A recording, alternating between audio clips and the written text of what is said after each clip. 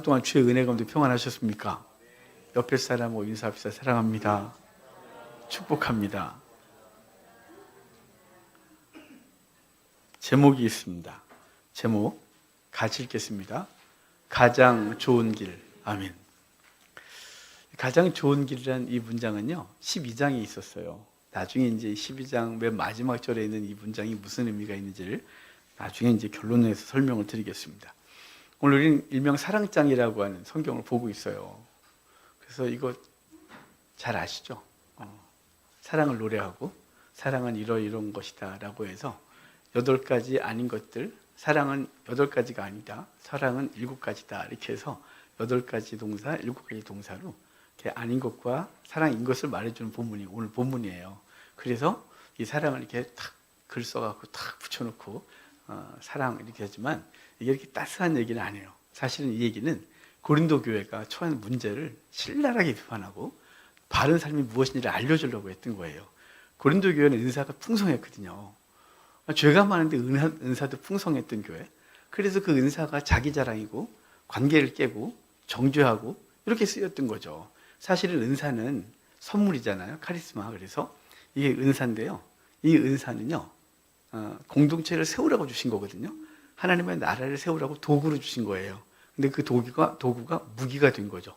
호미 줬더니 호미 갖고 사람 죽이려고 그러고, 낫을 줬더니 낫 갖고 사람을, 그런 거 있잖아요. 은사는 잘못 사용하면 영혼들을 해치는 도구가 돼요.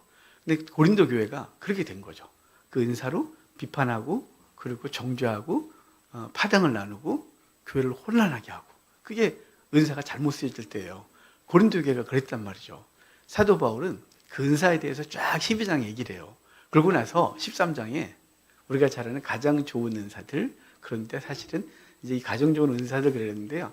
앞에 있는 얘기, 뒤에 있는 얘기 다 포함해야 되는데, 그리고 가장 좋은 길을 우리에게 알려준다 그러고 사랑을 알려준 거예요. 그래서 사랑에 대해서 말하는데요. 왜냐하면 은사가 아무리 많아도 이 사랑이 바탕이 되질 않으면 그 은사는 사람을 해치고 관계를 깨는 도구가 되기 때문에 사랑에 대한 얘기를 해주고 있거든요. 그럼 사랑에 대해서 하나씩 좀 보도록 하겠습니다. 자, 1절 볼까요? 1절 같이 읽겠습니다. 내가 사람의 방언과 천사의 말을 할지라도 사랑이 없으면 소리나는 구리와 울리는 꽹과리가 되고. 자, 사람이 방언하고 천사의 말을 하고 얼마나 아름다워요. 얼마나 은혜가 충만해 보여요. 방언을 하는 사람은 그 방언이 아무것도 아닌 것 같지만 방언을 못하는 사람은 그 방언이 그렇게 부럽습니다. 여러분 중에 방언을 제가 보니까 반은 하시는 것 같고 반 정도는 방언 그래 하는구나 또는 비판적으로 보시는 분도 계시겠죠. 저런 소리를 하고 있다, 방언을 기도할 때 뭐 이런 거 있잖아요. 기도원 가서 기도하다 보면 이 기도를 열심히 하다가 이제 기도를 딱 멈추고 다리가 쥐가 나니까 이렇게 앉아서 귀를 풀다 보면 옆에서 여전히 기도하시는 분들 계시잖아요. 방언하시는 분들 보면 약간 이상해 보여요. 저도 막 방언해놓고 옆에 방언하는 거 보면 정말 이상하다 싶을 때가 있거든요. 여러분, 그러니까 방언이 누군가 보기 이상해 보이지만 방언은 하나님과 깊은 영적 교통을 하고 있는 거예요. 방언을 사모하십시오. 방언은 사람에 듣고자 하면 사람에게 들리게 하려고 하는 게 아니라 하나님과 소통하는 귀한 도구라서 방언을 하십시오. 그렇지만 사모해도 안 주어질 때가 있어요. 그럼 하나님께서 그에게는 방언이 필요 없으니까 또 안 주실 거라고 믿고 그에 대해서는 그러지 마십시오. 근데 천사의 말을 하고 방언을 하면 대단히 신비로워 보이잖아요. 그런데 그 신비로운 사람들이 뭐가 없으면 아무것도 아니냐면 사랑이 없으면 아무것도 아니라는 거예요. 그 사랑으로 그 은사를 활용해야 되는데 사랑이 없이 천사의 말을 하면 그 천사의 말이 맨 처음에는 아름답게 들리지만 시간이 지나면 가증해 보이는 거 있잖아요. 저 말로 나를 유혹하는구나 뭐 이런 느낌. 그러니까 천사의 말을 하고 방언을 해도 사랑이 없으면 아무것도 아니라는 거죠. 신비적인 거 아무리 많이 해도 사랑이 없다면 그거는 공동체를 세우지 못한다 이런 뜻입니다. 자, 한번 2절도 볼까요? 2절 같이 봐요. 참, 여기 해석을 안 했네요. 소리나는 구리와 울리는 꽹과리가 되고 그랬는데요. 이게 사실은 우리는 그냥 시끄러운 소리다 이렇게 들리지만 이게 초대교회는 이게 어떤 소리들이 어떻게 의미가 주어진 거냐면 이방 신전에서 이방인들이 신을 부르고 신과 만남을 요구할 때 꽹과리를 쳤어요. 막 치면서 소리를 소란스럽게 하고 막 그러면서 거기 그런 어떤 깊은 세계 나름대로 그런 이상한 현상 속에 들어가서 신을 깨우는 소리예요. 신을 만나고 싶을 때 꽹과리를 치고 막 그랬단 말이에요. 노새를 막 그 노닥기를 막 두르면서 그랬는데 바로 너희가 지금 방언하고 천사의 말하는 게 마치 신을 부르는 것처럼 그렇게 보여. 왜냐하면 사랑이 없잖아 라고 말하는 거거든요. 그러니까 우리가 은사가 없는 건, 은사가 있는데 사랑이 없는 건 마치 우리가 신비적인 어떤 행위를 하는 것으로 신을 초청하는 행위처럼 들려 보인다 이 말이에요. 그러니까 사도 바울은 지금 이거 되게 비아냥거린 거죠. 1절, 자 2절 볼까요? 같이 봐요. 내가 예언하는 능력이 있어 모든 비밀과 모든 지식을 알고 또 산을 옮길 만한 모든 믿음이 있을지라도 사랑이 없으면 내가 아무것도 아니요. 얼마나 대단해요. 모든 것을 아는 예언, 비밀을 알고 지식을 깨닫고 산을 옮길 만한 믿음이 있대요. 이런 믿음 다 갖고 싶지 않으세요? 저도 갖고 싶어요. 여러분의 미래를 알아봐 주고 싶어요. 그리고 산을 옮길 만한 믿음 좀 갖고 싶어요. 늘 그런 믿음이 없어서 답답하거든요. 어떤 문제 앞에서 끙끙거리는 저를 보면 와 이렇게 무능할까 싶을 때가 있는데 그런 믿음 갖고 싶어요. 근데 거기 보면 사랑이 없으면 거기 뭐라 그래요? 내게 내가 아무것도 아니요. 이게 무슨 얘기냐면 사랑이 없으면 내가 아무것도 아니요라는 말은 공동체 안에서 너가 그런 일을 많이 해도 내가 만약에 그런 일을 하고 있다면 난 아무것도 아니요. 이 말은요. 지체가 있는데 우리 몸이 이렇게 이미 앞에서 지체의식 했잖아요. 각각 나누어주신 하나님의 은혜, 은사. 근데 그 은사가 공동체를 세우지 못하면 네가 별짓을 다 해도 너는 그 공동체에서는 아무것도 아니요 라고 말하는 거예요. 너는 역할을 제대로 못하는 거야 이런 뜻이거든요. 그러니까 신비적인 은사가 아무리 많아도 사랑이 없으면 나는 아무것도 아니요 이 말은 마치 그 공동체에서 떨어져 있는 존재 같은 거죠. 자기 혼자 막 움직이고 있지만 그 공동체를 살려내지 못하고 유익이 없는 존재. 마치요 암세포가 딱 붙어서 도리 공동체를 망가뜨리는 것 같은 느낌이 내가 아무것도 아니요 이런 뜻이에요. 그러니까 우리 각 지체와 세포 하나하나가 몸을 움직여야 되는데 나는 혼자 놀고 있는 거죠. 대단한 일을 하고 있고 지 혼자 막 성장을 막 하고 있고 막 그런데 공동체를 무너뜨리는 존재, 그게 내가 아무것도 아니오예요. 자, 그 다음 줄 볼까요? 3절. 내가 내게 있는 모든 것으로 구제하고 또 내 몸을 불사르게 내어줄지라도 사랑이 없으면 내게 아무 유익이 없느니라. 자, 모든 것으로 구제하고, 이거 대단한 거예요. 유대인들은요 가장 의로운 사람을 뭐라 그랬냐면 죄 안 짓는 거 의롭죠. 예배 잘 드리는 거 의로워요. 재물을 잘 드리는 거 의롭죠. 근데 가장 의로운 사람을 누구라고 했냐면 자기 재산을 팔아서 나눠준 사람을 가장 최고의 의라 그랬어요. 최고의. 대단하죠. 여러분 지금 갖고 있는 재산 다 팔아서 누군가에 나눠주고 서요? 없죠. 우리 부자 청년이 예수님께 와서 선한 선생님이요, 내가 어떻게 하여야 영생을 얻으리까? 그랬더니 십계명 다 얘기했고 내가 다 지켰나이다. 그랬더니 잘했다. 그런데 있잖아, 내가 보니까 너가 한 가지, 그는 의로워야 영생을 얻는 거니까 내가 보기에 하나 의롭지 못한 게 있어. 그것은 네가 아직 네 재산 다 팔아서 나눠주질 않았잖아. 그게 너희가 생각하는 의뢰며, 그게 최고의 의뢰며, 그것 좀 하고 와. 그랬더니 그 친구가 심히 근심하고 돌아갔다 그래요. 그러니까 그들은 이 모든 걸 팔아서 다 나눠준 걸 의다 이렇게 말하는 거죠. 그런데 너희가 그렇게 해도 그 다음에 또 뭐라 그래요? 내 몸을 불사르게 내어줄지라도, 하나님을 위하여 또 뭘 위하여 자기 몸을 다 불사르고 순교하고 막 그래도 거기에 사랑이 없으면 아무것도 아니요 이렇게 말하는 거죠. 그러니까 사랑이 없으면 아무것도 아니요를 3번 반복한 거예요. 네가 신비적 은사가 아무리 많아도, 그리고 네가 방언을 하고 예언을 해도, 네가 산을 옮길 만한 대단한 능력을 갖고 있어도, 네가 나름대로 인간적인 의를 행하고 대단한 일을 해도 거기 사랑이 없으면 아무것도 아니야 이렇게 말하는 거죠.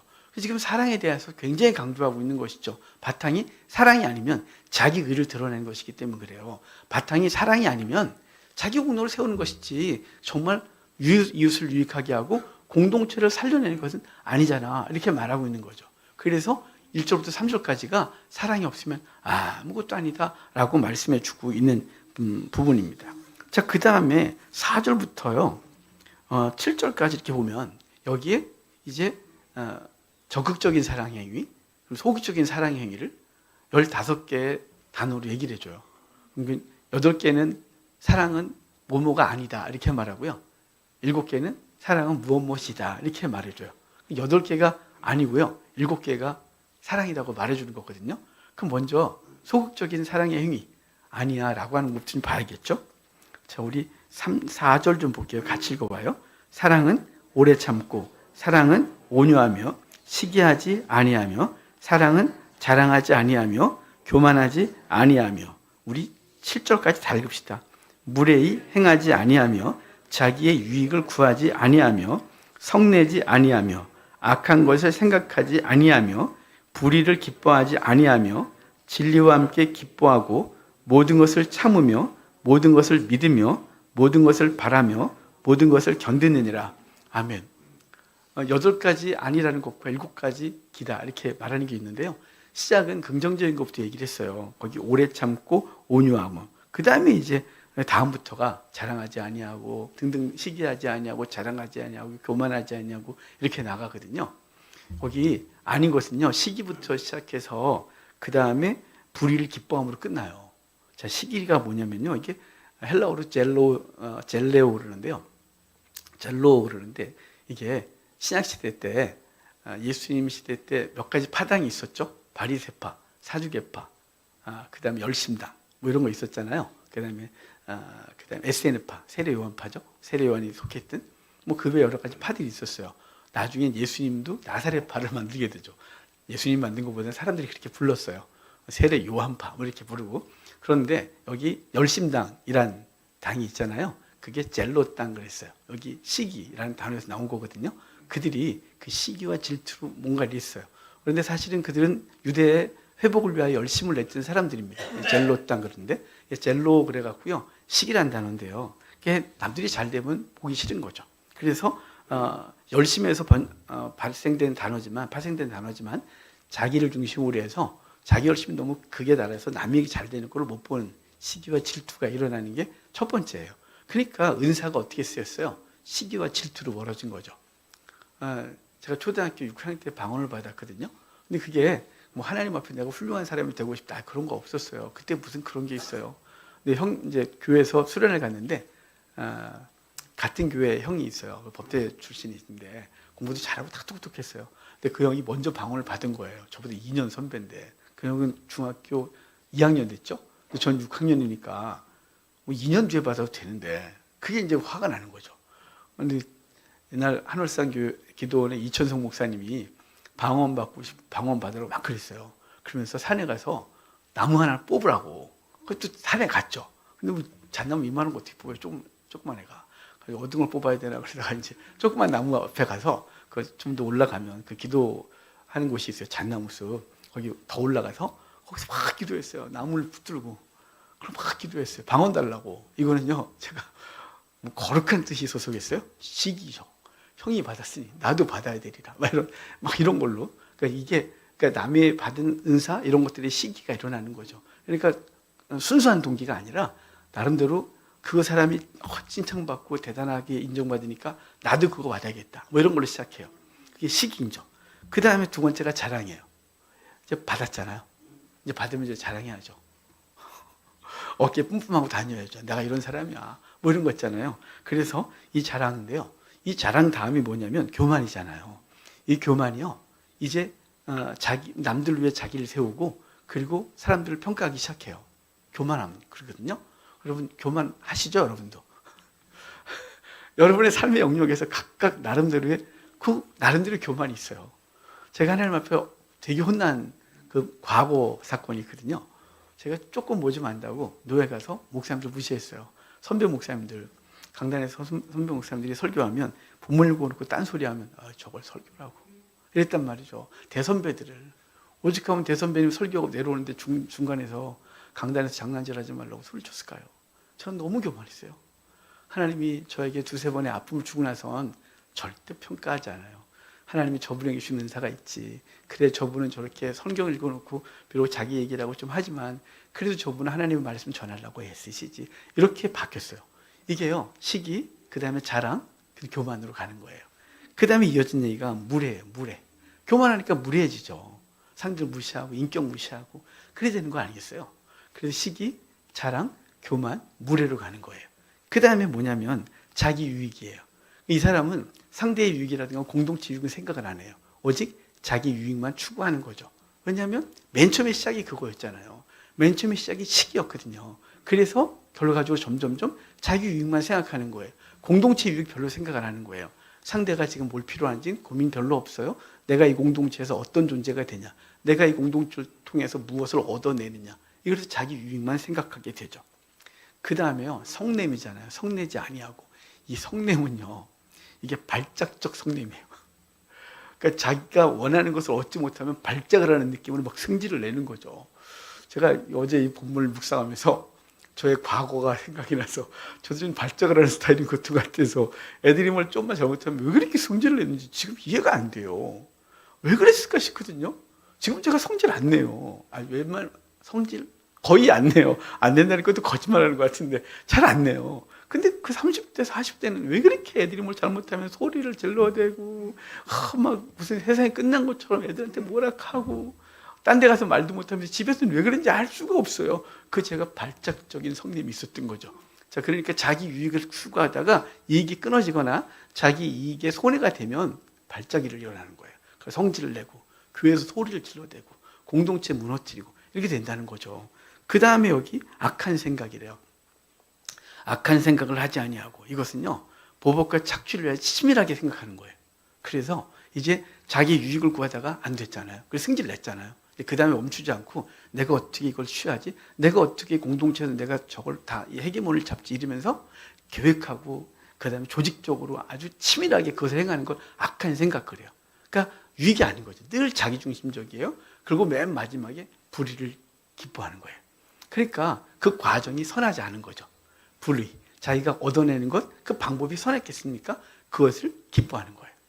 그러니까 이 악은, 이 사랑이 아닌 것은요 8가지가 시기를 시작해서 불의를 기뻐하는 것으로 끝나는 거예요. 그러니까 불의를 기뻐하면 그 인생은 스스로 망가뜨리는 거고 공동체 망가지고, 그런 사람이 이끄는 가정은 고통스럽고 아프고 늘 상처가 있게 되는 것이죠. 그 가정 공동체든 교회 공동체든 어떤 공동체든지 간에 사랑은 뭐뭐가 아니다라고 했던 8개 시기를 시작해서 불의를 기뻐함으로 끝나는 그 공동체는 늘 상처가 있고 아픔이 있게 되는 거예요. 여러분 한국교회에서 기도하시죠. 한국교회에서 기도하지 않으면 죄예요. 진짜 죄예요, 여러분. 사무엘이 사울을 징계하고 이렇게 말했어요. 내가 너를 위해서 기도할게. 내가 기도를 쉬는 죄를 범하지 않을게. 분명히 잘못됐다고 말했지만 그 기도를 쉬지 않고 끊임없이 기도해요. 여러분, 한국교회가 잘못되고 있어요. 정말 특별히 우리 목사들이, 성도들이 떠난 이후에 60% 이상의 목사들 탓이에요. 우리들이 불의하고 우리들이 탐욕적이고 우리들이 세습하고 우리들이 음란하고 다 우리 문제예요. 그러니까 우리는 늘 하나님 앞에서 부끄러운 존재들이에요. 그렇다고 해서 목사들 다 나가라, 그럴 수는 없잖아요. 필요악인 걸 어떡하겠어요. 기도해 주셔야죠. 한국교회 살아나게 해달라고. 시기를 시작해서요 불의를 기뻐함으로 끝난 한국교회가 지금 현재거든요. 이제 회복하셔야죠. 이걸 알았다면 그럼 긍정적인 사랑은 뭐냐, 이제 또 7가지로 긍정적인 사랑을 얘기해 줘요. 그 긍정적 사랑을 좀 볼까요? 먼저는 오래 참음이에요. 이 오래 참음은요, 이게 참는데 한 번 그러잖아요. 오래 참으래요. 예수님께서 용서에 대해서 가르쳤어요. 당시 랍비들은 3번까지 용서하라고 그랬어요. 3번도 대단한 거죠. 3번 용서할게. 3, 4번이다. 뭐 이런 거 있잖아요. 4번, 이제 용서 못해. 이게 당시 랍비들이 가르쳤던 거예요. 근데 예수님이 용서하라니까 베드로 옆에 있다가, 주여, 내가 7번까지 하면 되겠습니까? 이렇게 말해요. 대단하잖아요. 당시 랍비가 3번 했는데 지금 7번 하겠대요. 그러니까 칭찬을 기대했는데 주님이 이렇게 말해요. 얘야, 7번뿐 아니라 70번도 해라. 490번? 그게 아니고 무한대로. 베드로가 거기서 얼마나 충격을 받았겠어요. 그게 가능한가? 뭐 이거 있지 않아요? 그런데 데살로니가 전서에 보면요, 성도는 이것이 너희들을 향한 하나님의 뜻이다라고 할 때 그 중에 우리는 기뻐하고 감사하고 기도해라 뭐 이런 것만 알지만 그 앞에 중요한 게 있어요. 그 앞에 걸 우리가 잘 안 보죠. 먼저는 사역자를 존중하고, 그러니까 첫 번째. 두 번째는 형제를 향하여 오래 참고가 두 번째. 세 번째로 또 개인을 향하여 기도하고 기뻐하고 감사하라. 이것이 그리스도 예수 안에서 너희를 향한 하나님의 뜻이다. 이렇게 말해주거든요. 그러니까 두 번째가 형제를 향하여 하나님의 뜻은 뭐냐? 오래 참는 거예요. 여러분, 오래 참는다 이 말은 전제가 뭐예요? 참지 못할 짓을 한다는 거죠. 어우, 저걸 내가 언제까지 참아야 돼, 저거. 이게 인간관계 속에 있기 때문에 하나님의 인간관계 속에서 두 번째를 오래 참음으로 이렇게 말해주는 거예요. 그럼 오래 참는다 이 말이요. 아까 베드로에게 주님께서는 7번씩 70번도 하라 그러잖아요. 근데 주님이 그걸 실천하신 거죠. 하나님 아버지가 인간의 타락을 보고 끊임없이 그 아들 예수 그리스도를 보내기로 작정하셨어요. 중간에 계속 엉망이죠. 여러분 구약은요, 이스라엘 백성들을 하나님의 그 말라기서가 뭐냐면 천년의 사랑에 대한 아픔이에요. 말라기서가 주전 1446년에 애굽에서 나와서 1406년에 가나안 땅에 들어가요. 그리고 그때부터 주님은 계속해서 그 백성을 돌보셨죠. 근데 천년 동안 그들 우상 숭배하고 하나님을 버려요. 그 말라기서가 주전 400년경에 기록되거든요. 그 아픔이에요. 나 이제 여기서 포기할래. 나 이제 이방인으로 갈래. 열방에 가서 해 뜨는 데부터 해진 곳에서 나 찬송 받고 싶어. 나 갈 거야. 그게 천년의 사랑이에요. 제가 붙인 이름이에요. 천년의 사랑은. 하나님 왜 이렇게 오랫동안 참으셨어요? 그리고 포기하냐? 아니죠. 400년 뒤에 예수님은 오셔서 그 백성을 위해서 죽으세요. 그리고 지금도 여전히 우리를 참아주시죠. 계속. 어제도 참으셨고 그저께도 참으셨고 앞으로도 참으실 것이에요. 그분이 오래 참으셨죠. 우리도 마찬가지예요. 형제, 배우자, 자녀를 향하여 오래 참아주셔야죠. 우리는 되게 인내력이 없어요. 내가 참았다. 지금까지 참았다 내가. 막 폭발하는 거죠. 아까 발작적 분노가 있는 거죠. 승질이 나고 참았던 거에 대한 막 한이 맺혀갖고 폭탄을 터지듯이. 여러분 오래 참으셔야 돼요. 이 오래 참음은 능력이 없어서 오래 참는 게 아니고요. 능히 그것에 대해서 보복할 수 있고 화를 낼 책망할 수 있고 그를 이길 수 있는 능력이 있지만 그걸 자발적으로 포기하고 오래 참는 거예요. 그게 오래 참음이란 말이에요. 이 오래 참음. 그 다음에 두 번째가 뭐냐면 온유예요. 이 온유란 단어가요. 이제 헬라어가 있어요. 근데 되게 길어요. 낯선 단어였어요. 처음 본 단어. 근데 헬라어 이 단어가 일반 단어에는 일반 헬라어 문서에는 없어요. 이 단어가. 오직 성경에 여기 한 번 나오는 단어예요. 이 딱 단어가. 근데 이 온유가 뭐냐면요. 아주 부드럽게 사람을 대하는 걸 여기서 온유라고 그래요. 원래 성경적 온유는요. 훈련받은 걸 온유라고 하거든요. 야생마가 훈련된 걸 온유하다 이렇게 말해요. 원래 헬라어가 갖고 있었던 온유의 의미가. 근데 오늘 보면은 일반 문서에는 발견돼도 안 돼요. 헬라어 문서에는 없고 오직 성경에만 여기만 등장하는 문서 단어인데요. 이게 정말 부드러운 거예요. 그러니까 오래 참다 보면 여러분 어떻게 되냐면요. 인상을 쓰고 참아요. 제가 5S 했다 그랬잖아요. 5S로 제 인생을 바꿨다고. 첫째 나는 종이야. 난 성도야 붙어 있어요. 그 다음에 두 번째가 나는 종이야. 그러고 나서 하도 집사람이 입 다물고 해. 그래서 입 다물고 해서 침묵하고 있어요. 그러니까 침묵을 하니까 참으니까 뭐가 되면 이 인상이 막 써지는 거예요. 그러니까 얼마나 불편하겠어요. 참는데 인상을 쓰면서 참으니 집사람이 하지 말아요 차라리. 그리고 그 다음에 네 번째 S가 스마일이에요. 웃으면서. 여러분 이게 안 돼요. 부드럽게 말을요? 쉽지가 않죠. 참다 보면요. 이 속에 있는 본성에서 막 불편한 말투가 나오게 되거든요. 그래서 오래 참고 그 다음에 뭐예요? 온유하고. 그 다음에 세 번째가 뭐냐면요. 진리와 함께 기뻐하고. 아까 그 죄를 진 사람들은 뭐냐면요. 불의를 기뻐한다 그랬어요. 불의를 기뻐하는 거죠.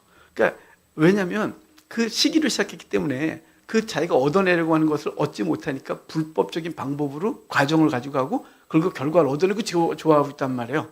근데 여기 진정한 사랑은 뭐냐면요. 진리와 함께 기뻐하는 거예요. 이건 하나님을 사랑하라고 주의 말씀 붙들고 그 말씀 갖고 살았더니 이렇게 되는 것을 기뻐하는 거예요. 그 말씀의 과정 하나를 기뻐하는 거죠. 그 다음에 이제 네 번째부터 네 개의 모든 것이 나와요. 모든 것. 그래요. 모든 것을 참고, 모든 것을 믿고, 모든 것을 바라고, 모든 것을 견딘다 그러거든요. 여기 이제 전제되는 모든 것은 뭐냐면요. 모든 상황 다 포함이에요. 그런데 여기서 구체적으로 하면요. 형제를 향할 때예요. 교회 내에서 형제와 자매들을 대하는 모든 상황. 그 모든 상황 속에서 첫 번째가 뭐냐면 참음이에요. 참음. 이게 스테고라는 단어인데요. 이게 스테이지에서 유래돼요. 지붕에서. 그러니까 지붕으로 덮어준 거예요. 그러니까 모든 것을 참아라 이 말은요. 그에게 지붕을 덮어주는 거예요. 비가 오고 바람이 불러도 그걸 이렇게 덮어주는 거. 이거 대단히 중요한 단어죠. 이 단어가요. 여긴 스테고 그러지만 이것과 같은 의미를 갖고 있는 게 뭐냐면 요한계시록을 보면 보좌에 앉으신 이가 성도들에게 장막을 쳐준다 그러거든요. 요한복음 1장 14절에 주님께서 우리에게 오셔서 우리 가운데 거하신다 그래요. 우리 가운데 거하신다. 이게 장막을 치신다 그래요. 여기 스테고 똑같은 거예요. 의미가. 그러니까 모든 것을 참는다 이 말은 그 우리에게 아픔을 주고 관계 속에서 힘들게 하는 그 사람 위에 지붕을 만들어준다는 거예요. 덮어서 그가 어떤 해를 당하지 않도록 적극적으로 그를 돌보는 거죠. 왜냐하면 그는 아프잖아요. 그는 상처가 있잖아요.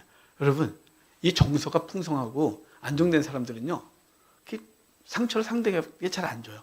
근데 말이 상처가 있고 툭 찌르고 그런 사람들 이렇게 삶을 돌아보면 정서적으로 불안하고요. 그 자란 환경이 되게 안 됐어요. 그래서 그 사람을 정죄하는 게 아니고 그 사람 위에 지붕을 쳐주시는 게 그게 덮고 떼고 이거예요. 여러분, 먼저는 모든 것을 참고, 그죠? 그 다음에 모든 것을 믿고 그 사람을 향한 하나님의 믿음을 갖는 거예요. 하나님이 저를 향한 계획이 있지. 그걸 믿는 거죠. 그래서 제가 인간관계에 대해서 얘기할 때 상대방 보고 그 사람이 어떻게 될 거라고 믿지 말라고. 사람을 믿을 대상이 아니거든요. 그런데 그를 향한 하나님의 계획을 믿는다고. 하나님의 주권을 믿는 믿음이 모든 것을 믿고 해요. 그 사람을 향한 하나님의 계획이 있다고 믿는 거예요. 그래서 오늘 그 사람이 나한테 상처를 줬고 관계가 아프지만 그것 때문에 갈등하고 폭발하고 그게 아니라 그냥 꼭 믿고 참는 거죠. 하나님께서 그를 향한 계획이 있다고 하나님의 주권을 믿는 거예요. 그래서 모든 것을 참고 모든 것을 믿고 모든 것을 바라고 소망하는 거죠. 그를 향한 하나님의 계획이 언젠가 완성을 이룰 걸 하고 완전한 완성을 이룰 걸 믿고 오늘 참고 믿고 기다리는 거예요. 그게 모든 것을 바라고 그런 거죠. 그 다음에 맨 마지막이 모든 것을 견딘다 그래요. 이게 모든 것을 견딘다, 이게 휘포 매노 그러거든요. 휘포가 아래서, 매노는 섰다 뜻이에요. 영어 언더스탠드죠. 그러니까 아래에서 서는 거죠. 아래에 서서 버텨주는 거. 이게 견딤이에요. 그러니까 우리가 이 모든 것을 모든 것 그럴 때 맨 마지막에 맨 처음과 마지막에 지붕을 쳐주시고 덮고 그 다음에 그 밑에서 버텨주는 것. 그게 사랑인 거죠. 그러니까 여러분, 우리와 관계하고 있는 사람들을 향하여 허물을 발견해내려면 한두 끝도 없어요. 완전한 사람이 있습니까? 여러분하고 평생 사신 부부들이 완전합니까? 우리 어르신들은 스스로 또 다음 생에 있다면 또 만날래나 뭐 이런 분들 있잖아요. 그럼에도 불구하고 우리 또 만나야죠. 왜냐하면 다음 생은 없거든요. 저기서 만날 거예요. 그런데 이거 하나씩 끄집어내면요. 내가 어떻게 이 사람하고 이렇게 오래 살았지? 앞으로 어떻게 살지? 막 그런데요. 대부분 부부가 그런답니다만 저는 아니에요. 중요한 게 무슨 얘기냐면요. 우리는 상대를 향하여 덮어줘야 되고요. 그리고 밑에서 받쳐줘야죠. 그게 모든 것 내기가 말해주는 거예요. 그러니까 앞에 거 다 잊어버려도요. 이 뒤에 모든 것을 참고 모든 것을 믿고 모든 것을 바라고 모든 것을 견디느니라.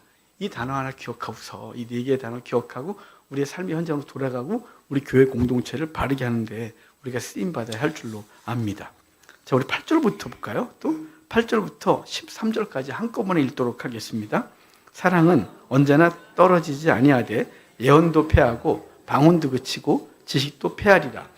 우리는 부분적으로 알고 부분적으로 예언하니 온전한 것이 올 때에는 부분적으로 하던 것이 패하리라.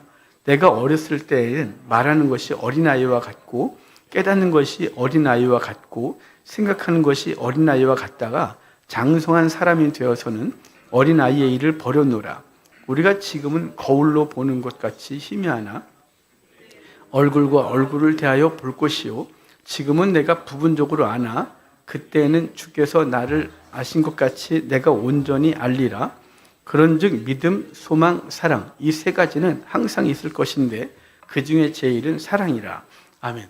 여기 사랑은 언제나 떨어지지 아니하되 그리고 맨 마지막에 사랑이 제일이라 이렇게 말하죠. 중간에 있는 것들은 그 사랑이 떨어지지 아니하고 영원하고 사랑이 가장 좋다는 것을 말하고자 하는 그 상대적인 거죠. 어린아이와 장성한 사람, 그리고 일시적인 것과 부분적인 것, 그리고 영원한 것 이렇게 대조하면서 말해주고 있는 거예요. 여기서 은사 등등을 말하는 것은요, 앞에 12장에서 온갖 은사를 말했잖아요. 그 은사가 부분적이라는 거죠. 그랬잖아요. 기독교 예언 사역자 하시는 분, 예언하는 사역자들이 고백한 게 50%라고. 50%는 맞출 수 있어요. 대단하죠. 전 10%도 안 될 것 같은데. 하여간 등등 대단해요. 하지만 그게 부분적이라는 거죠. 그리고 완벽하게 알 수 있겠습니까? 부분을 아는 거죠. 그 부분 하나 아는 거고 그 부분이 알지만 다른 부분을 알지 못하는 우리의 한계가 있는 거죠. 은사요. 치유도 마찬가지죠. 치유의 은사가 있는 분 너무 부럽죠. 저도 한때는 고쳤었는데 어느 날부터가 안 되더라고요. 그 다음부터 누군가가 아프다고 기도해달라면 부담이 얼마나 큰지 모르겠어요. 속에서 그래 안 날 텐데. 그러고 있잖아요. 이 불신. 예전엔 잘 됐는데 요즘은 해도 아무 반응이 없는 느낌은 자꾸 자신감이 없어져요. 제가 한다고 생각한 거죠. 중요한 건 뭐냐면 다 부분적이라는 거죠. 어떨 때는 됐다가 어떨 때는 안 됐다가 예언도 마찬가지고 모든 것이 다 똑같아요. 이런 것들은 다 부분적이라는 거죠. 영원하지 않다는 거예요. 하지만 사랑은 영원하다고 말하는 거죠. 그런데요. 이제 여기서 말하고 싶은 게 뭐냐면 여기 오늘 주제가 제목이 뭐냐면 가장 좋은 길이었잖아요. 너희는 가장 좋은 은사를 사모하라. 가장 좋은 길을 보이겠다고 12장 31절 말하거든요. 우리 12장 31절 여러분 성경을 한번 보실래요? 그 부분을 보고 마무리를 좀 하겠습니다. 31절 같이 읽어봐요. 너희는 더 큰 은사를 사모하라. 내가 또한 가장 좋은 길을 너희에게 보이리라. 가장 큰 은사를 사모하라 되어 있는데요. 여기 원어는 은사들 복수예요. 왜 은사들 그랬냐면요. 12장에서 온갖 은사들 얘기를 했잖아요. 지식의 은사, 지혜의 은사, 병 고침의 은사, 방언의 은사, 방언 통역함의 은사 뭐 등등 여러 가지 은사들을 얘기를 했어요. 그 외에도 은사들 그래서 많은 걸 사모해라. 왜냐하면 왜 사모해야 되냐면 일이 있기 때문에 그래요. 은사가 하나님의 일이 아니면 다 필요 없는 거 아십니까?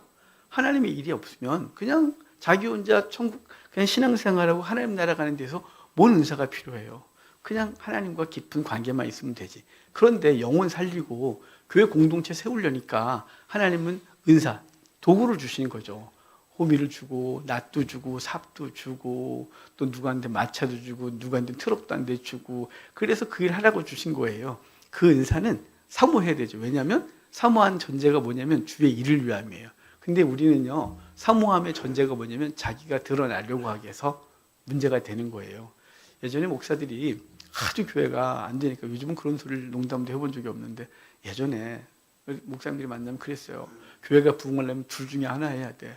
뭐 해야 돼요? 죽었던 사람 살려내든지 산 사람 죽이든지 그러는 거예요. 그러니까 뭔가 대단한 일을 벌여야 교회가 부흥한다는 거죠. 그래서 은사를 사모해야 되고 뭐 막 달라고 그렇게도 안 돼요. 목적이 잘못됐죠. 목적이 자기의 욕구, 그래 목사들이 원하는 어떤 대단한 것을 이루기 위함이에요? 아니요. 영혼 살려내겠다. 저 사람, 저 지쳐있는 사람 돼가지고 다시 세워서 하나님의 사람 되게 하겠다기 위하여 그런 은사를 구하는 거죠. 위로의 은사를 주십시오. 저 사람 지쳐 있습니다. 근데 제가 말투가 은혜롭지 못해요. 자꾸 콕 찌르는 말투로 해서 하나님 제 말을 하면 상처를 받아요. 제가 부드러운 말을 좀 주셔서 저에게 저 사람 좀 부드럽게 세워나가게 해 주십시오. 저 사람이 재정적으로 너무 어려워요, 주님. 저 사람이 재정 부분을 돕고 싶은데 저에게 재물의 은사를 좀 주십시오. 그래서 그걸 좀 돕게. 하나님 저 병든 사람들 볼 때면 너무 마음이 아파요. 내가 저 사람들에 손을 얹으면 낫도록 도와주세요. 하나님. 이렇게 목적이 아름다워야 돼요. 그래서 그 목적을 따라서 더 큰 은사들을 사모하라고 해놓고 그 다음에 결론이 뭐냐면요. 또한 가장 좋은 길을 너에게 보이리라. 자, 은사들을 사용하는데 가장 좋은 길, 여기 길이라고 번역된 단어가 헬라어로 호도스 그러거든요. 호도스는 그냥 단순히 길이 아니고 방법의 뜻이에요. 그러니까 이 모든 은사들을 사용하는 가장 기본적인 방법, 가장 중요한 방법을 알려줄게. 그 방법은 뭐냐면 사랑이야 라고 말해주는 거죠. 사랑이라는 방법을 사용하지 않으면 은사들이 분열을 일으키고 자기를 드러내고 하나님 앞에 아름답지 않은 사역이 되는 것이죠. 그러니까 우리의 은사들은 하나님 앞에서 공동체를 살려내고 누군가를 살려내는 데 있어서 가장 기본 바탕이 되는 게 사랑이라는 거예요. 사랑이라는 도구가 바탕이 되고 그것으로 할 때야 우리 주변 사람들이 살아나고 공동체가 살아나고 한국교회가 살아나는 것이죠.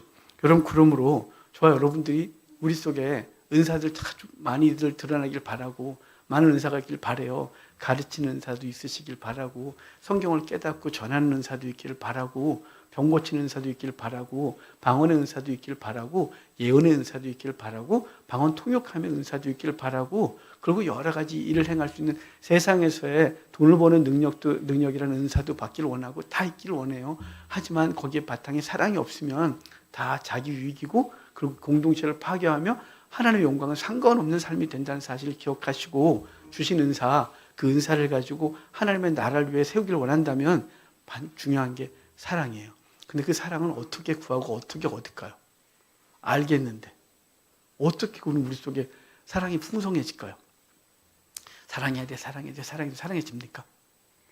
절대로 안 되죠. 방법이 딱 하나 있어요. 딱 하나. 그것은요, 예수님이 여러분에게 베푸신 은혜를 묵상하는 거예요.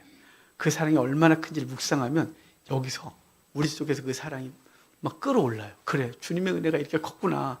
나 같은 놈이 이렇게 용서하셨구나. 이게 은혜가 크면 클수록 나가는 은혜가 더 커져요.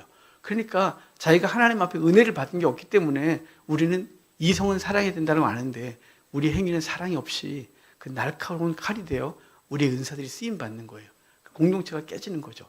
여러분, 하나님의 사랑을 묵상하십시오. 그분이 내게 주신 은혜를 자꾸 묵상하십시오. 시간 날 때마다 묵상하십시오. 운전하다가 묵상하십시오. 그냥 멍하니 있을 때 묵상하십시오. 주님이 나 같은 거 살리신 그 은혜가 얼마나 큰지 그 은혜를 묵상하십시오. 그러면 순간순간 감사가 넘칠 수밖에 없습니다. 어떻게 나한테 이런 은혜를 주셨지? 어떻게 나한테 이렇게 밥을 안 굶는 은혜를 주셨지? 어떻게 내가 사람들과 관계를 이렇게 아름답게 할 수 있는 은혜를 주셨지? 어떻게 나에게 이런 위치를 오게 하셨지? 내 능력 하나도 없었는데 어쩜 이렇게 세상 말로 하면 운때를 잘 만나서 내가 이렇게 됐지? 와, 정말 하나님은 어떻게 나 같은 것한테 이렇게 은혜를 주셨지? 이렇게 제가 묵상하다 보면요, 모든 게 은혜예요. 모든 게. 그 은혜를 받았는데 어떻게 내게 맡겨진 사람들을 향하여 은혜가 아니고 원수처럼 대하고 그리고 교만하게 하며 거기서 그들을 지배하려고 하고 그들의 자기 유익을 위해 그 영혼들을 이용해 먹겠어요. 절대 그게 안 되죠. 절대 안 되는 거예요. 먼저 하나님의 은혜를 묵상하십시오. 성경을 통해 주님을 묵상하고 삶 속에서 주님이 내게 주신 은혜를 자꾸 묵상하십시오. 그럼 그 감사가 커지고요. 그 은혜가 커지면 이제 우리에게 맡겨진 사람들 향하여 그 커진 은혜로 대하게 됩니다. 그러면 사랑이 바탕이 되어 모든 걸 할 수 있겠죠. 그래서 여러분의 가정 공동체와 교회 공동체, 그리고 여러분이 이끌고 살아가고 있는 회사나 직장 공동체가 아름다워지는 복이 있기를 주의 이름으로 축복합니다. 우리 성찬합시다.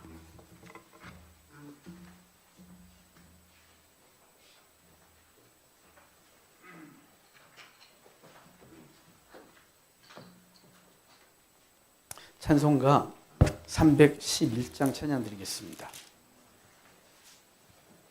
찬송가 311장입니다.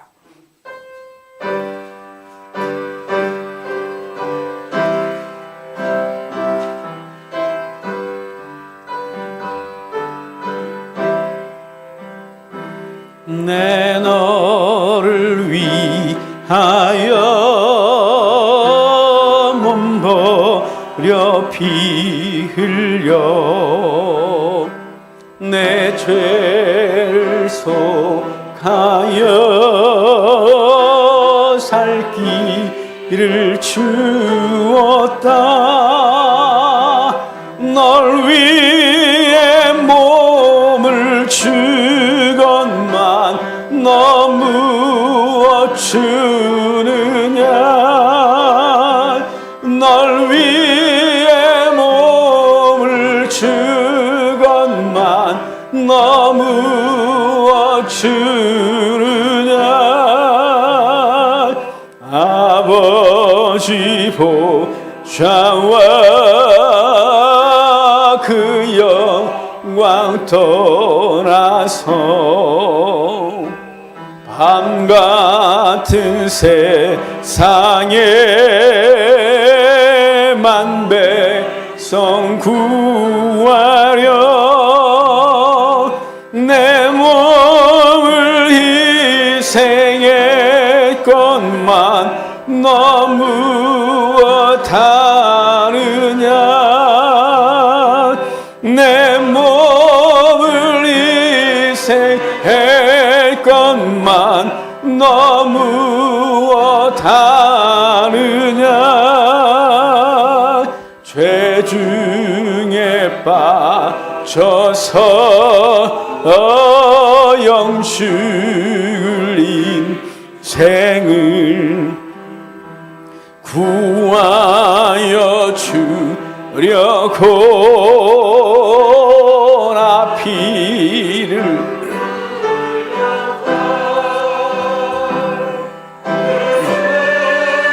해석했건만 너무 다르냐.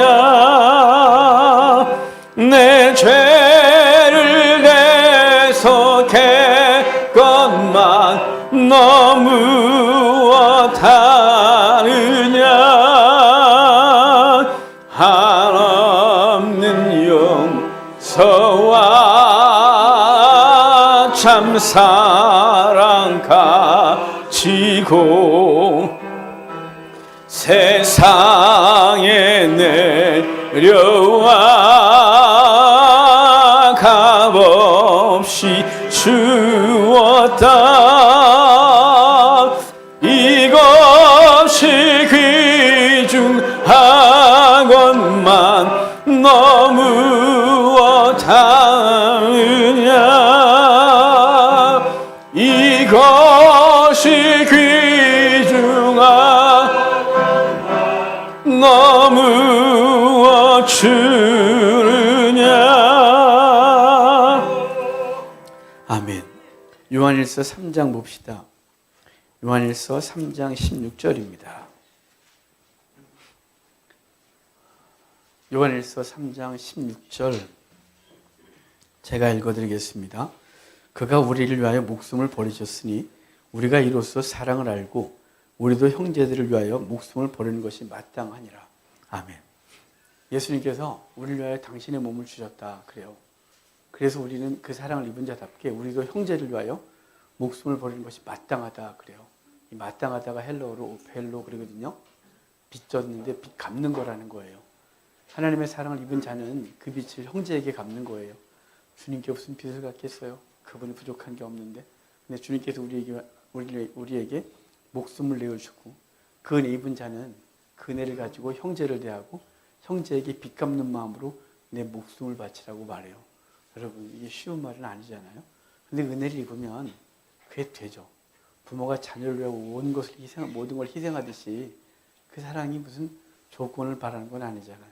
대가를 바라고 조건적으로 하는 게 아니라 그냥 자녀이기 때문에 인생을 다 걸잖아요. 하나님이 그 큰 사랑으로 아들을 내주셨고요. 아들은 저와 여러분을 위해서 목숨을 내주셨어요. 그래서 우리도 형제를 위하여 목숨을 내주는 것이 마땅하다 이렇게 말해서 오페일로 빚졌다. 그 빚을 갚아라 이렇게 말해요. 여러분, 오늘도 성찬을 대하면서 그 은혜 기억하고 이제 그 사랑으로 우리의 삶의 자리로 돌아가서 빚 갚는 마음으로 형제를 사랑하고 끌어안고 용서하는 귀한 삶이 되기를 바랍니다. 성찬을 합시다. 성찬기를 여시고요. 무교병을 다시 설명드리겠습니다. 이 무교병은 출애굽할 때 처음으로 먹었던 빵입니다. 이것을 구울 때 첫 번째 누룩을 넣지 않습니다. 이 누룩은 죄를 의미합니다. 이 누룩은 예수님을 상징하는데 예수님은 죄 없이 우리에게 오셨습니다. 그리고 이것을 구울 때 만들 때 구멍을 많이 뚫게 했습니다. 구멍을 많이 뚫은 것은 예수님께서 저와 여러분을 위해서 십자가에 달리시고 옆구리를 찔린 것을 의미합니다. 세 번째, 이것을 구울 때는 거뭇거뭇하게 굽게 했습니다. 그래서 예수님이 불의 고통을 당하시고 저와 여러분을 위해서 희생하신 것을 의미합니다. 이것을 먹을 때 주인이 손님에게 가장이 가족들에게 찢어 죽게 되어 있습니다. 함부로 찢어 먹는 것은 아닙니다. 이것은 예수님께서 사단에게 진 것이 아니라 주님께서 스스로 자신의 몸을 찢어 우리에게 주신 것을 의미합니다. 그래서 이 떡을 먹고 생명을 얻어 하나님의 거룩한 백성이 되었죠. 오늘도 이 떡을 대하면서 예수님께 내게 주신 생명이 무엇인지, 내 몸이 내 것이 아니라 이제 주께서 원하시는 삶이 무엇인지를 고민하고 예수님을 대신하여 이 땅을 산다는 분명한 사명으로 삶을 사는 우리가 되기를 바랍니다.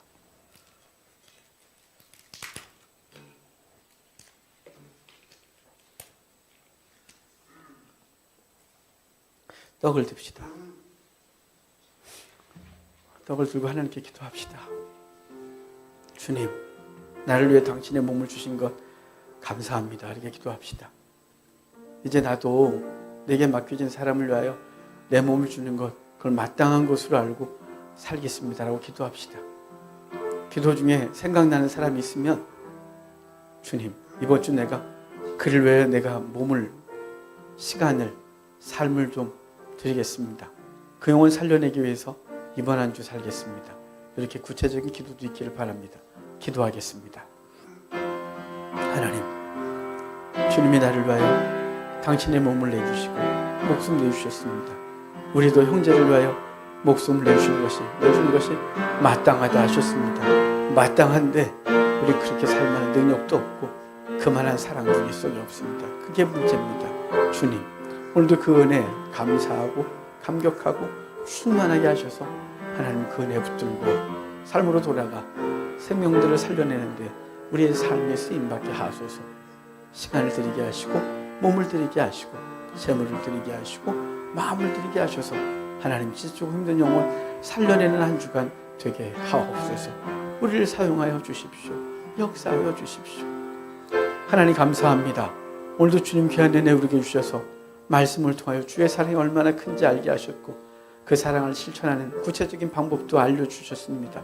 또한 성찬을 통하여 주님께서 어떻게 우리를 사랑하셨는지를 알았는데 우리는 그냥 예배 드리면서 다 아는 얘기, 그리고 성찬을 대하면서 지난주에 했던 성찬, 그 성찬하면서 그렇게 큰 감동은 없지만 하나님 그냥 할인하는 것으로 끝나지 아니하고 우리가 주의 은혜에 깨닫고 삶으로 돌아가 예수님이 우리에게 당신의 모든 걸 주셨던 것처럼 우리도 우리에게 맡겨진 형제와 자매들, 특별히 오늘 기도 중에 생각났던 그 형제, 그 자매, 그 대상을 구체적으로 살려내기 위해서 구체적으로 무엇을 줄까 고민하고 있사오니 주님 시간을 주고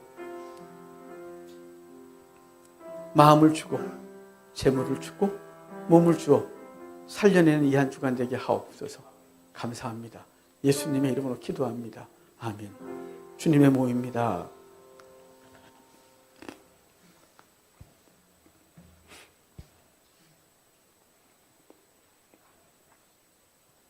주님께서 십자가에서 물과 피를 다 쏟아 우리에게 주셨습니다.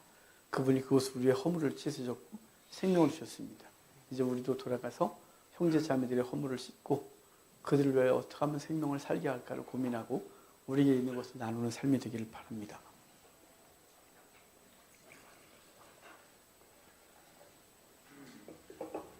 잔을 듭시다. 그리고 기도합시다. 주님, 당신께서 내 허물을 씻으시고 덮으시고 용서하신 그 은혜 나도 돌아가서 그 삶 살게 살겠다고 하나님 앞에 잠깐 기도하도록 하겠습니다. 기도합시다. 하나님 감사합니다. 오늘도 당신이 계시는 주셔서 우리 삶을 통해 하나님의 놀라움을 누리게 하셔서 감사합니다. 주님, 주변을 돌아보아 내 헌신이 필요한 사람이 있는지를 돌아보고 그리고 내 주변을 보면서 비난하고 피하는 답답하고 정말 모두 불쌍하게 왜 저럴까 이런 말 그만하게 하소서. 정말 왜 좀 이상한 저렇게 살까 이런 것도 그만하게 하소서. 어쩌면 사람은 저럴까 이 말도 그만하게 하소서. 그렇겠구나. 아팠겠구나. 저 사람 또 다른 아픔이 있었겠구나. 이해하고 주님께서 나를 이해하고 용서하시고 모든 걸 내준 것처럼 우리도 그렇게 살게 하옵소서. 하나님 함께 하시고 역사하여 주십시오. 하나님 감사합니다. 주님께서 물과 피를 다 쏟아 우리의 허물을 닦으시고 생명 주신 그 은혜 감사합니다. 이제 우리도 돌아가서 우리와 함께하고 있는 사람들을 향하여 그런 삶을 살게 하옵소서. 주님, 오늘 이후에는 우리 형제를 향하여 못된 말들 그만하게 하소서. 정죄하고 판단하는 말 그만하게 하소서. 왜 인생을 저렇게 살지? 그런 말 하지 않도록 하옵소서. 어쩜 저래? 이런 소리도 하지 않도록 하옵소서. 저 왜 저렇게 사니? 그런 소리도 하지 않도록 하옵소서. 그 연약을 이해하고 끌어안고 그것이 내 사명인 줄 알고 그를 살려내는 일에 삶을 다하는 우리가 되게 하셔서 주님께서 저를 위해서 모든 걸 내주신 것처럼 우리도 한 영혼, 천하보다 귀한 영혼을 살려내기 위하여 이 한 주간을 살아내는 귀한 삶이 있게 하옵소서. 우리를 통하여 또 다른 사람들이 살아나는 역사가 있게 하여 주십시오. 감사합니다. 예수님의 이름으로 기도합니다. 아멘. 주님의 피입니다.